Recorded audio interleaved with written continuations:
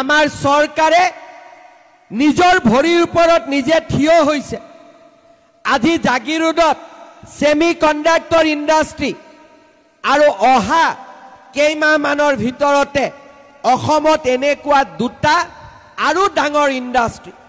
আমাক ইণ্ডাষ্ট্ৰী কিয় লাগে? সাধাৰণ মানুহক কোনোবাই ক'ব যে ইণ্ডাষ্ট্ৰী কিয় লাগে?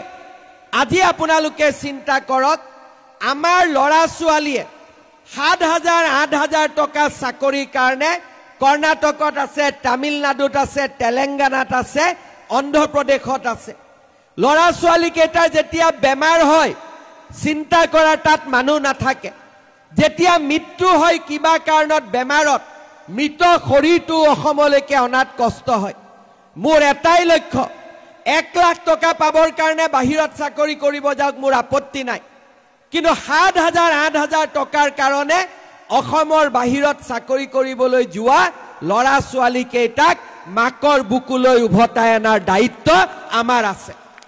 আৰু সেইকাৰণে আজি আমি অসমত নতুন সংস্কৃতিৰ সৃষ্টি কৰিছো, উদ্যোগ কৰিব খুজিছো, যাতে মাকৰ পেটৰ ল'ৰা ছোৱালী মাকৰ ওচৰলৈ উভতি আহিব পাৰে।